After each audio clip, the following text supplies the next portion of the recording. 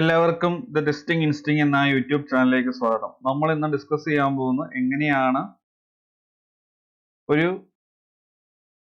Repository local സിസ്റ്റത്തിലേക്ക് ഗിറ്റ്ഹബിൽ നിന്ന് clone ചെയ്യുന്നത് എന്നുള്ളതും അതിനുശേഷം ക്ലോൺ ചെയ്ത റിപ്പോസിറ്ററി എങ്ങനെ എക്ലിപ്സ് ഐഡിയിൽ ഇമ്പോർട്ട് ചെയ്യും എന്നുള്ളതാണ് നോക്കാൻ പോകുന്നത്. ഞാൻ റിപ്പോസിറ്ററി ഓൾറെഡി ഓപ്പൺ ചെയ്ത് വെച്ചിട്ടുണ്ട്. ഇതാണ് റിപ്പോസിറ്ററി.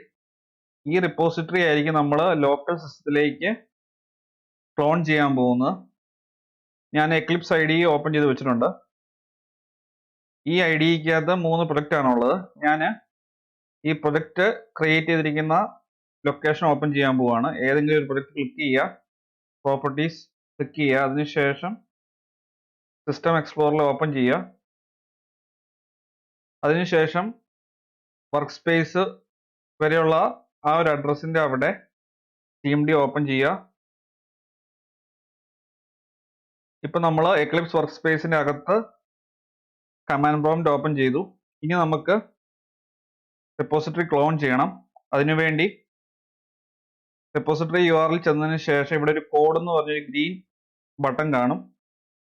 ഈ ബട്ടണെ ക്ലിക്ക് ചെയ്യുക. ക്ലിക്ക് ചെയ്ത് കഴിയുമ്പോൾ HTTPS എന്നുള്ള ടാബിൻ്റെ അകത്ത് URL കോപ്പി ചെയ്യാൻ സാധിക്കും. ഇത് കോപ്പി ചെയ്യുക. കോപ്പി ചെയ്ത് കഴിയുമ്പോൾ കോപ്പീഡ് എന്ന് പറഞ്ഞൊരു അലേർട്ട് പോലെ വരും. ഇനി നമുക്ക് ക്ലോൺ ചെയ്യണം. ക്ലോൺ ചെയ്യാൻ വേണ്ടി കമാൻഡ് പ്രോംപ്റ്റ് ഓപ്പൺ ചെയ്തതിനകത്ത് ഗിറ്റ് സ്പേസ് ക്ലോൺ എന്നുള്ള കമാൻഡ് കൊടുക്കുക. അതിനുശേഷം നമ്മൾ കോപ്പി ചെയ്തേക്കുന്ന URL പേസ്റ്റ് ചെയ്യുക. അതിനുശേഷം എൻ്റർ പ്രസ് ചെയ്യുക. Cloning into selenium framework YouTube എന്നുള്ള ഒരു ലോഗോ വന്നു. ഞാൻ ഇപ്പം എക്ലിപ്സ് വർക്ക് സ്പേസ് എന്നുള്ള ഡയറക്ടറി ലിസ്റ്റ് ചെയ്യാൻ പോവാണ്. dir എന്നുള്ള കമാൻഡ് കൊടുത്ത ശേഷം എൻ്റർ അടിച്ചാൽ മതി. ഇപ്പം നിങ്ങൾക്ക് കാണാം ഇവിടെ സെലീനിയം ഫ്രെയിംവർക്ക് യൂട്യൂബ് എന്നുള്ള ഒരു പ്രൊജക്റ്റും കൂടെ ക്ലോൺ ചെയ്ത് വന്നിട്ടുണ്ട്. അത് നമ്മൾ ഈ കമാൻഡ് യൂസ് ചെയ്തപ്പോൾ ആഡായി വന്നതാണ്. അതുപോലെ ഇവിടെയും ഇത് കാണിക്കുന്നുണ്ട്.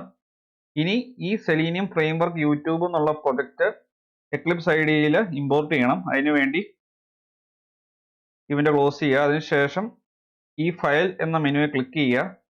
അതിനുശേഷം ഇമ്പോർട്ട് എന്നുള്ള ഓപ്ഷൻ ക്ലിക്ക് ചെയ്യുക. അതിനുശേഷം ജനറൽ എന്നൊരു ഫോൾഡർ നിങ്ങൾക്ക് കാണാം. ഈ ജനറൽ എക്സ്പാൻഡ് ചെയ്യുക. അതിൻ്റെ അകത്ത് existing projects in work space എന്നൊരു ഓപ്ഷൻ ഉണ്ട്. അത് സെലക്ട് ചെയ്യുക. അതിനുശേഷം നെക്സ്റ്റ് ബട്ടൺ ക്ലിക്ക് ചെയ്യുക. അതിനുശേഷം ഇമ്പോർട്ട് ചെയ്യേണ്ട പ്രൊജക്റ്റ് ബ്രൗസ് ചെയ്യുക. എക്ലിപ്സ് വർക്ക് സ്പേസിലേക്ക് പോകുന്നു. അതിനുശേഷം ഈ പ്രൊജക്റ്റ് സെലക്ട് ചെയ്യുന്നു. സെലക്ട് ഫോൾഡർ എന്നുള്ള ഓപ്ഷൻ ക്ലിക്ക് ചെയ്യുന്നു. അതിനുശേഷം ഫിനിഷ് ബട്ടനെ ക്ലിക്ക് ചെയ്യുന്നു.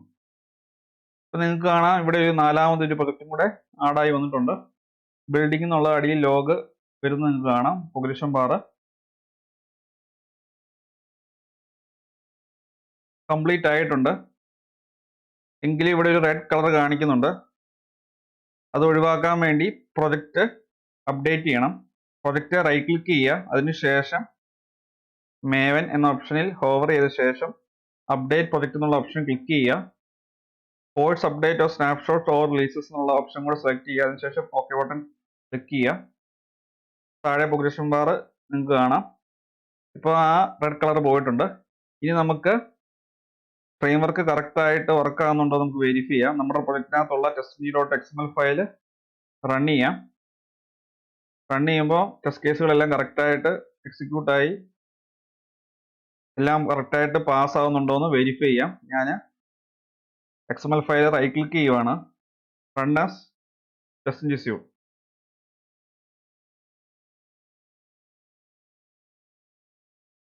എക്സിക്യൂഷൻ സ്റ്റാർട്ടായി.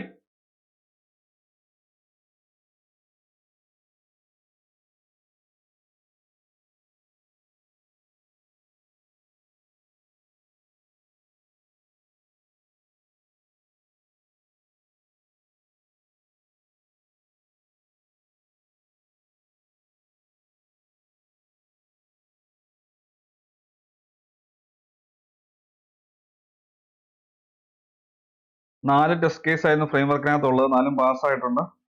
ഇവിടെ നിങ്ങൾക്ക് കാണാം ലോഗിൻ ടെസ്റ്റ് എന്നൊരു ടെസ്റ്റ് ക്ലാസ്സും ഉണ്ട്, ഹോം ടെസ്റ്റ് എന്നൊരു ടെസ്റ്റ് ക്ലാസ്സും ഉണ്ട്. 2 ടെസ്റ്റ് ക്ലാസ്സിലും ഈ 2 ടെസ്റ്റ് കേസ് വെച്ചാണ് മൊത്തത്തിൽ 4 ടെസ്റ്റ് കേസുകളാണ്, 4ഉം പാസ്സായിട്ടുണ്ട്. അപ്പോൾ ഇങ്ങനെയാണ് GitHub റിപ്പോസിറ്ററി ലോക്കൽ സിസ്റ്റത്തിലേക്ക് ക്ലോൺ ചെയ്യുന്നത്. git ക്ലോൺ, പിന്നെ റിപ്പോസിറ്ററി URL, ഏത് ലൊക്കേഷനിലാണോ ക്ലോൺ ചെയ്യേണ്ട ആ ലൊക്കേഷൻ കമാൻഡ് പ്രോംപ്റ്റ് ഓപ്പൺ ചെയ്തിട്ട് ഈ കമാൻഡ് യൂസ് ചെയ്താൽ മതി. അതിനുശേഷം Eclipse IDE യിൽ ഇമ്പോർട്ട് ചെയ്യുക. അപ്പോൾ എല്ലാവർക്കും GitHub റിപ്പോസിറ്ററി ക്ലോൺ ചെയ്യേണ്ടത് എങ്ങനെയാണെന്നുള്ളത് മനസ്സിലായെന്ന് പ്രതീക്ഷിക്കുന്നു. ഈ വീഡിയോ എല്ലാവർക്കും ഉപയോഗപ്രദമായെങ്കിൽ തീർച്ചയായും ചാനൽ സബ്സ്ക്രൈബ് ചെയ്യുക, വീഡിയോ ലൈക്ക് ചെയ്യുക, ഷെയർ ചെയ്യുക, അതുപോലെ ഡൗട്ട് ഉണ്ടെങ്കിൽ കമൻറ്റ് ചെയ്യുക, നോട്ടിഫിക്കേഷൻ ബെല്ലൈക്കൺ കൂടി എനേബിൾ ചെയ്തേക്കുക. എങ്കിൽ മാത്രമേ പുതിയ വീഡിയോസ് അപ്ലോഡ് ചെയ്യുമ്പോൾ കറസ്പോണ്ടിങ് നോട്ടിഫിക്കേഷൻ നിങ്ങൾക്ക് ലഭിക്കുകയുള്ളൂ. Thanks for watching and keep learning.